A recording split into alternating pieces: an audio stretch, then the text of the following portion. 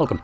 In front of me is a HUAWEI Nova 13, and today I will show you how we can copy your contacts, import them from your SIM card to the device.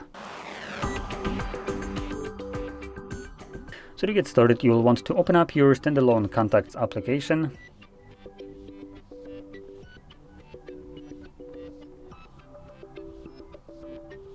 Or we might actually need to open up Dialer. Yep, let's do that. Gonna then navigate to contacts.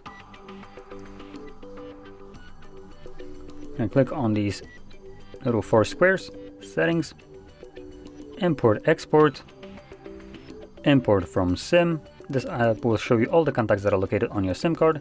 You can quickly select all of them by clicking right here. Maybe you want most of them, but not all. You could also deselect some of those and click on import once you're ready. This will give you the import contacts too, and I have the option to import it to HUAWEI account. This is a scrollable menu. As you can see though, there is only a HUAWEI account, which is a bit odd considering if this wasn't signed in, it should give me the option to import contacts to the device itself, but it looks like if there is an account, it won't let me do that. So anyway, I'm going to click on that, and that's it. The contacts have now been imported.